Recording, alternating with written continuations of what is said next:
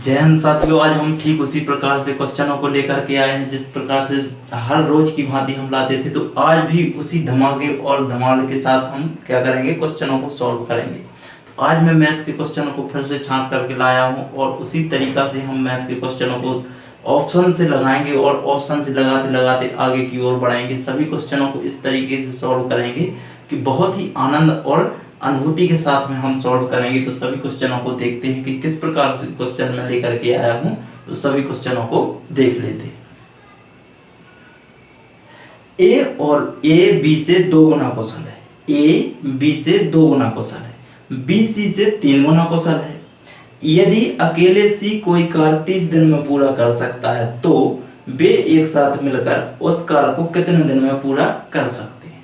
उसने ये कहा है यदि सी एक दिन 30 दिन में कार्य कर सकता है तो वह तीनों मिलकर कितने दिन में कार्य को पूरा कर सकते हैं, ये पूछा है उसने। तो ये हमें बताना है, तो बता पाएंगे।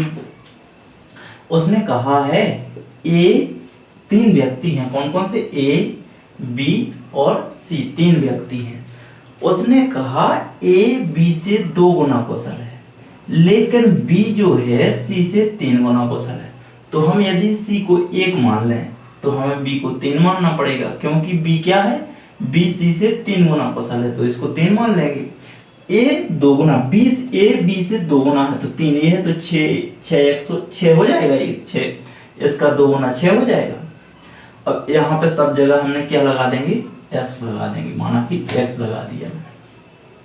उसने कहा यदि सी अकेला किसी कार्य को 30 दिन में कर सकता है, ये अकेला 30 दिन में कर सकता है तो ये कितने दिन में करेगा, 3 का इसमें भाग दे देंगे तो 10 दिन में करेगा। ये 10 दिन में, ये 30 दिन में किया तो इसने 10 दिन में किया, लेकिन ये कितने दिन में करेगा, 5 दिन में करेगा, ये 5 दिन में करेगा। टोटल काल क्या है इनका, तो टोटल काल होगा इनका एलसीएम, तो 30 हो जाएगा। 5 छक्के 30, 10 30, 30 एक कम 30, तो टोटल काल कितना है हमारा, 30 है। लेकिन जो ए है एक दिन में कितना कार्य करता था, तो 6 काम करता है। बी एक दिन में 3 कार्य और सी एक दिन में 1 ही कार्य करता है, तब तो 30 दिनों में कर पाता है। तो इनका तीनों का मिला करके कार्य करना है तो 6 3 9 और 1 10। तो 30 में हम जब जो 30 है, 30 में जब हम 10 का भाग दे देंगे तो तीनों मिलाकर कितने दिन में उस कार्य को निपटा देंगे, 3 दिन में उस कार्य को कंप्लीट कर देंगे। तो हमारा परफेक्ट आंसर जो होगा वो कितना होगा, 3 दिन हो जाएगा। अगला क्वेश्चन देखते हैं। अगला क्वेश्चन जो हमारा तीनों मिलकर कितने दिन में करेंगे, तो 3 दिन में निपटा देंगे उस कार्य को। अगला क्वेश्चन देख लेंगे इसी से आगे।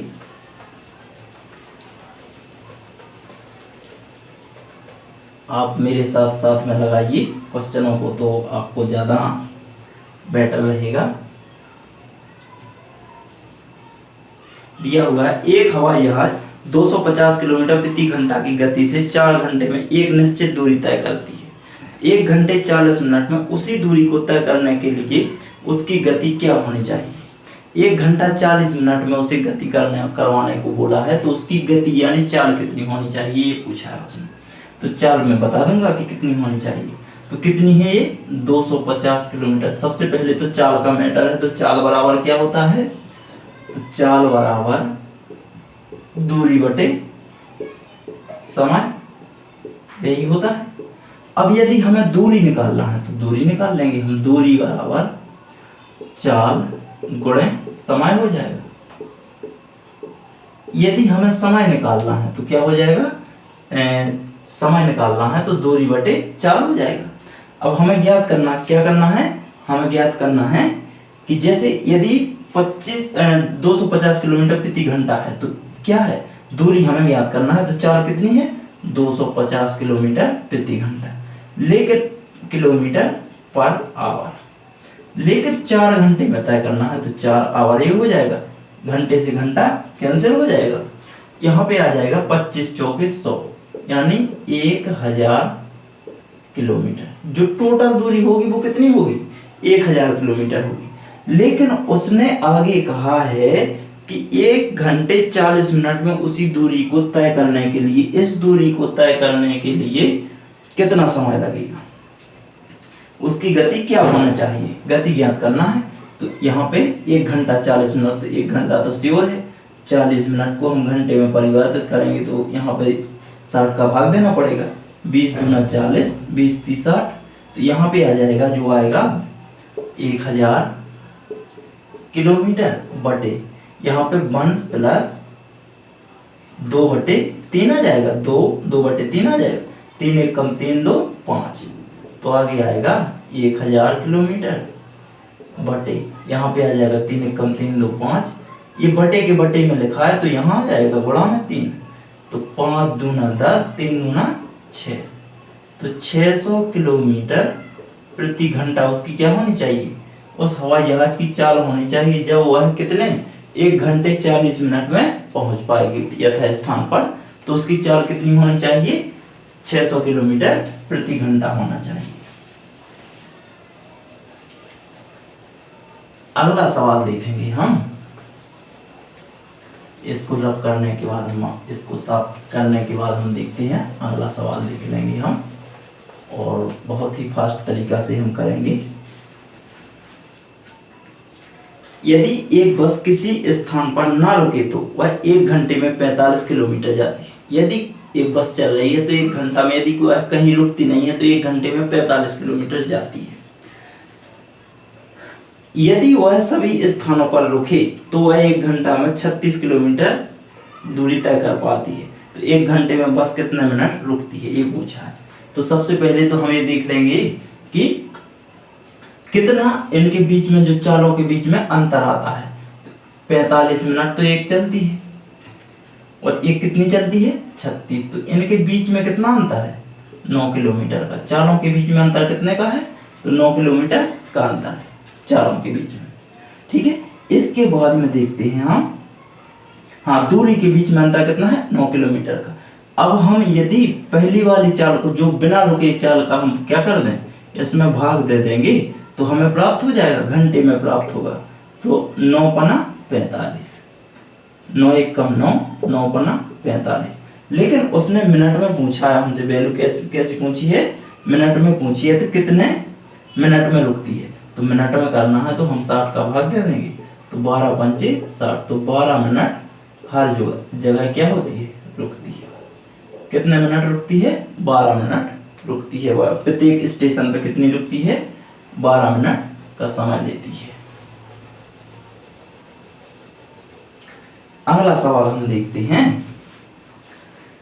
किसी आयत की लंबाई तथा चौड़ाई का अनुपात 5:6 है तथा इसका क्षेत्रफल 6750 सेंटीमीटर स्क्वायर है। आयत की लंबाई तथा क्षेत्रफल का अनुपात ज्ञात कीजिए। आयत की लंबाई तथा क्षेत्रफल का, तो यहाँ पे दिया हुआ है आयत की लंबाई यहाँ पे लिखते हैं हम, लंबाई बराबर कितना दिया हुआ है 5x, और चौड़ाई कितनी दी हुई है, चौड़ाई दी हुई है 6x, इतनी दी हुई है।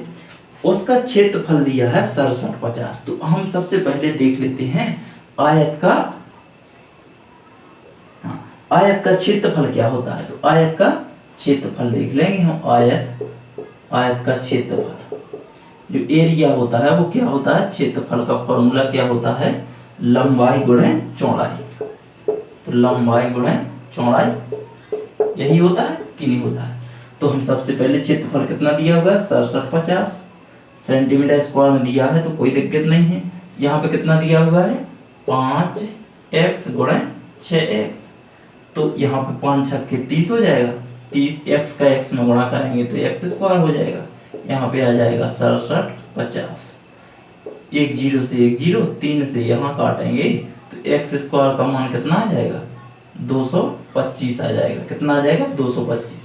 लेकिन हमें पता है कि जो x का यहाँ पे वर्ग लगा हुआ है, तो ये कितने का वर्ग होता है 15 का वर्ग होता है। कितने का होता है 15 का वर्ग होता है। तो उसने हमसे कहा है आयत की लंबाई, तो लंबाई कितनी है 15, यहाँ पे 5 है, तो हम यहाँ पे, और किसका क्षेत्रफल का अनुपात ज्ञात करना है।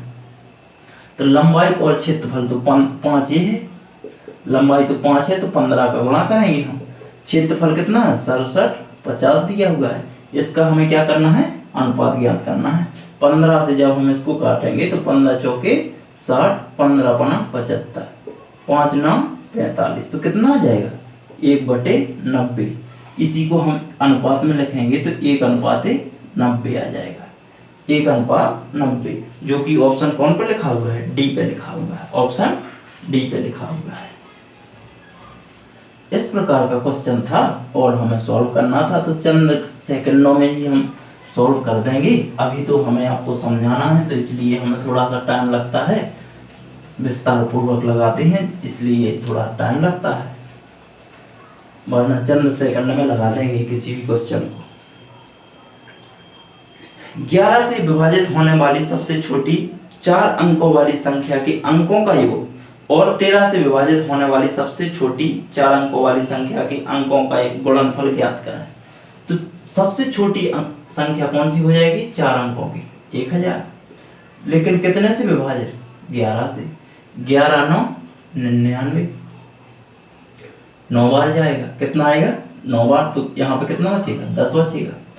10 में से जब इसको घटाएंगे तो 1000 तो पहले से थी, 10 को 11 में से घटाएंगे तो इसमें एक और जोड़ देंगे तो कितना आ जाएगा, 1001 आ जाएगा। जो संख्या आएगी 1001 आएगी।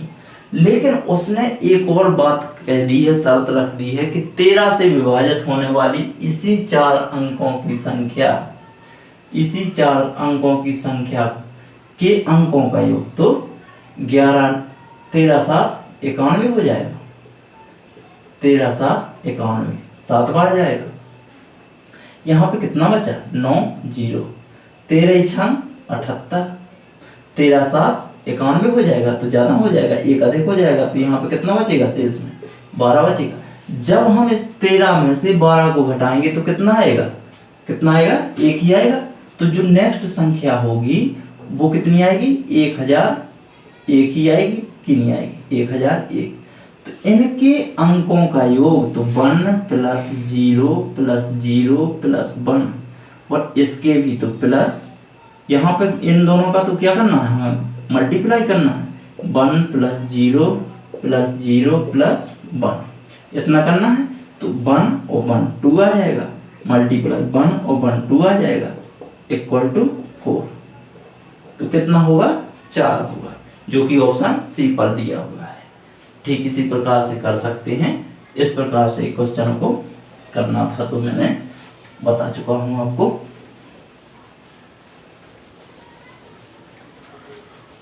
अगला क्वेश्चन देख लेते हैं।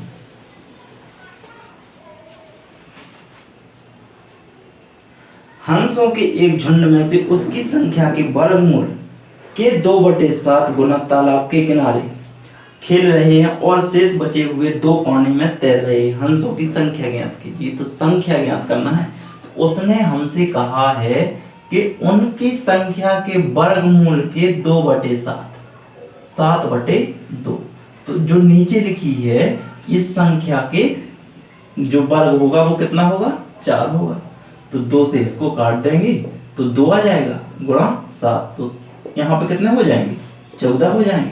लेकिन उसने हमसे आगे ये कहा है कि शेष बचे हुए 2 पानी में तैर रहे हैं, तो 2 और हो जाएंगे। जो तैर रहे हैं जी, तो अभी कहाँ पे हैं जी, कहाँ पे खेल रहे हैं, तालाब के किनारे खेल रहे हैं।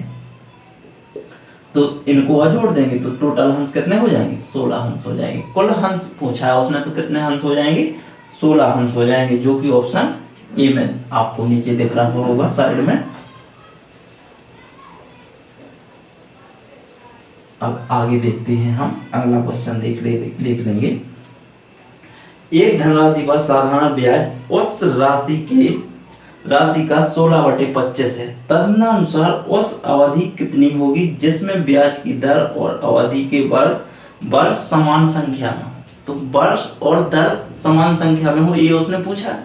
तो ब्याज कितना दिया हुआ है, 16/25, इतना दिया हुआ है, x मान लेंगे, ब्याज हो गया। अब आपको साधारण ब्याज बराबर पता होगा, ब्याज रखा है, तो जो हमें प्रिंसिपल ज्ञात करना है तो वो x मान लेंगे।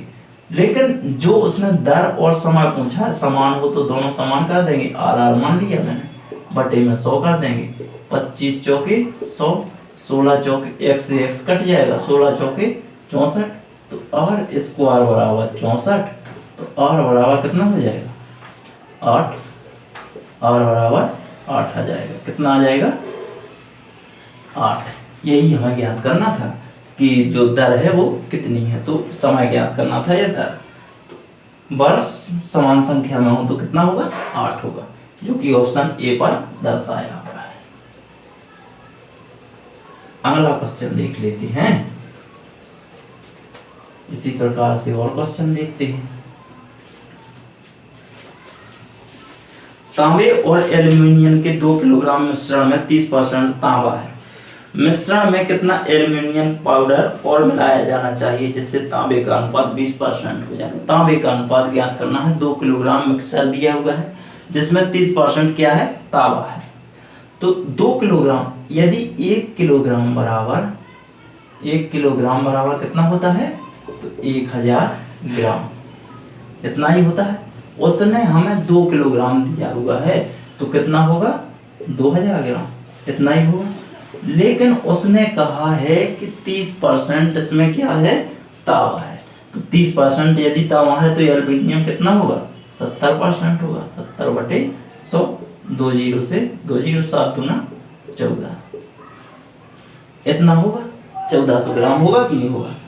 और 600 ग्राम क्या होगा, 600 ग्राम उसमें क्या होगा तांबा होगा। यदि इतना एल्यूमिनियम होगा तो ये तांबा जो होगा, तांबा कितना होगा, तो 2000 में से 1400 जाएगा तो कितना बचेगा 600 ग्राम क्या होगा तांबा होगा, तांबा। इसलिए क्या है एल्यूमिनियम। एल्यूमिनियम कितना है 1400 ग्राम है, लेकिन तांबा कितना है 600 ग्राम है।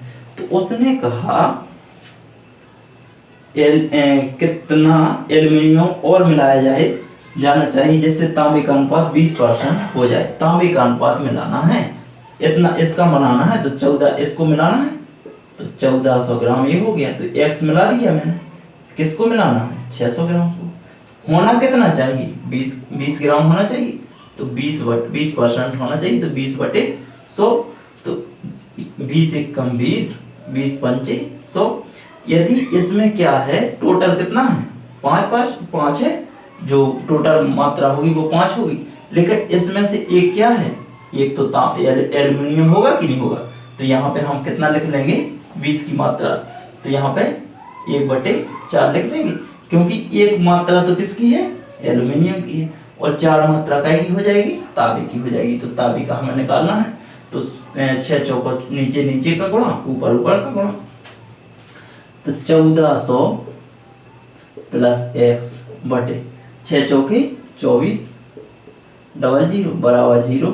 यदि ये कहाँ आएगी, ये संख्या बराबर में आएगी तो क्या होगी, हाँ ये संख्या बराबर में आएगी तो क्या कितना हो जाएगी 1400 प्लस x बराबर 2400, इतनी होगी कि नहीं होगी। अब इसके बाद देखते हैं हम x का मान ज्ञात करना है, तो x बराबर 2400 में से 1400 जाएंगे तो कितना आ जाएगा 1000 ग्राम आ जाएगा। कितना आ जाएगा 1000 ग्राम। तो एल्यूमिनियम पाउडर कितना मिला देना है अपन को 1000 ग्राम मिला देंगे तो हमारा प्राप्त हो जाएगा 1000 ग्राम। यदि हम एल्यूमिनियम मिला देंगे तो जो कॉपर है अर्थात तांबा है, तो तांबा कितना हो जाएगा 20% हो जाएगा। तांबे का मान निकालना था, तो हम तांबे 20% मतलब बढ़ाना था उसको, तो बढ़ा देंगे हम इस प्रकार से। एक शंकु और बेलन की ऊंचाइयां 4:5 के अनुपात में हैं और उनके व्यास 3:2 के अनुपात में हैं। उनके आयतनों का अनुपात क्या है, उनके आयतन का अनुपात ज्ञात करना है हमें। तो उसने हमें क्या दिया है, शंकु और बेलन की ऊंचाइयां दी थी। h1 शंकु की मान लेंगे, h1 हमने किसकी मानी शंकु की, तो कितनी है 4x है।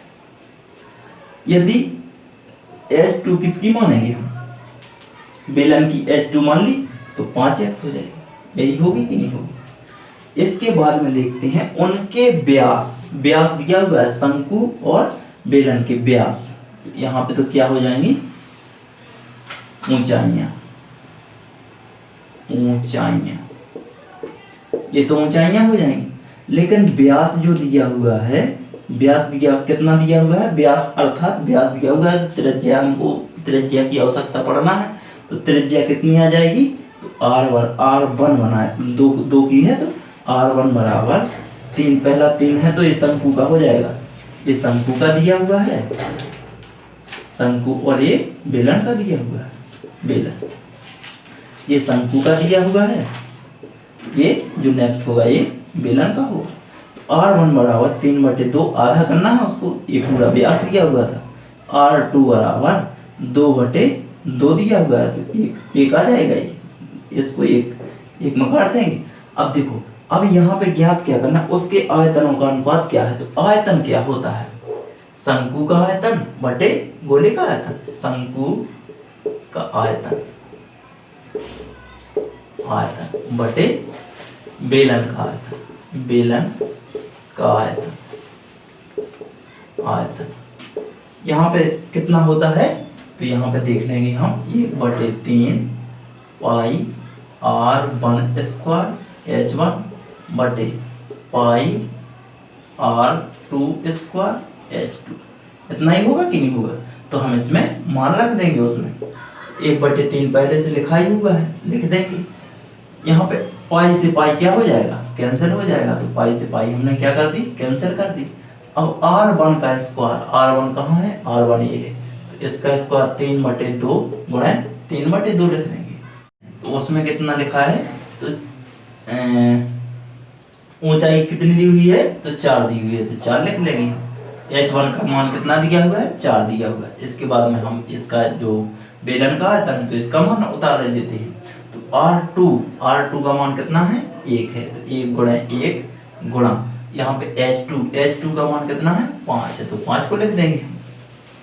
यहाँ पे हम देखेंगे 3 से 3 क्या हो जाएगा, कैंसिल हो जाएगा, 2 और 2 4, तो 4 से 4 कैंसिल हो जाएगा। ऊपर कितना बचा, ऊपर बचा अपना 3 और नीचे कितना बचा, 5, तो कितना हो जाएगा रेशियो, 3:5, जो कि ऑप्शन कौन से में दिया हुआ है, ऑप्शन नंबर सी में दिख रहा है, आपको साइड में दिख रहा होगा, तो ऑप्शन सी इसका क्या हो जाएगा, करेक्ट हो जाएगा।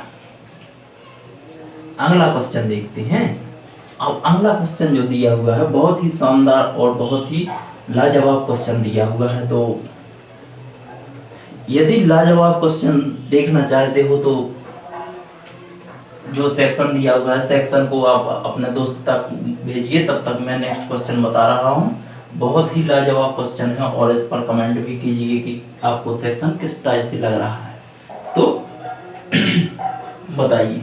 अगला क्वेश्चन है, एक शोधकर्ता ने निम्नलिखित प्रतिदर्श आंकड़ों को एकत्रित किया, जिसमें से कुछ आंकड़े दिए हुए हैं जिसकी हमें क्या ज्ञात करना है, मात्रा ज्ञात करना है। तो कौन कौन से आंकड़े दिए हुए हैं, 5, 12, 6, 8, 5, 5, 6, 7, 7 के बाद 5, 12, 4 और 1 दिया हुआ है।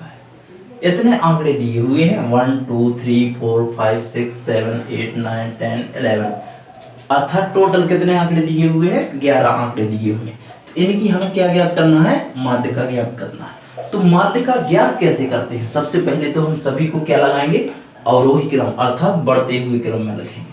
तो सबसे छोटा कौन सा अंक है, तो 1 है, तो 1 को हम सबसे पहले लिखेंगे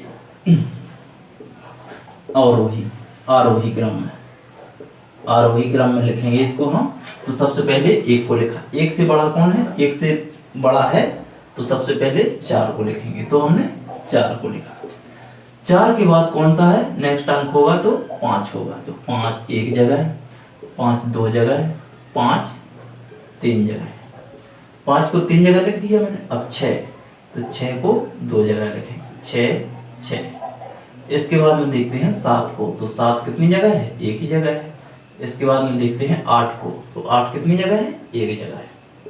8 के बाद में 9 तो कहीं है नहीं, सीधा 12 है, तो 12 लिख देंगे।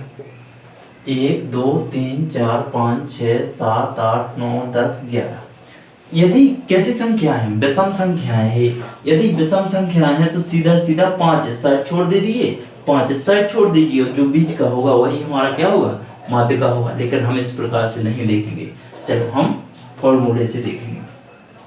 तो n की संख्या कितनी होगी, 11 होगी। n बराबर टोटल जो आंकड़े हैं वो कितने हैं, 11 आंकड़े।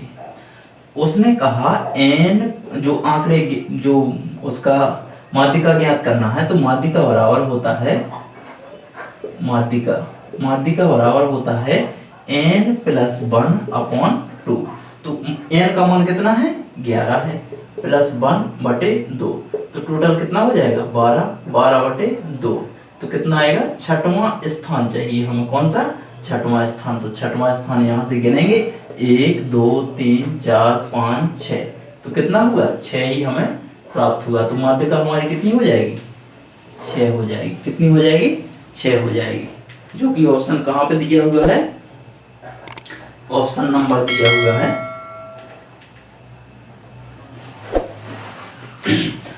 ऑप्शन दिया हुआ है जो कि, और उसमें देख सकते हैं, यहाँ पे तो मुझे मिला नहीं है। तो यदि आपको सेक्शन अच्छा लगा हो तो अपने दोस्त तक भेजिए और बताइए, और जो इसका सब्सक्राइब करवाइए, और जय हिंद। इसके आगे कल देखेंगे।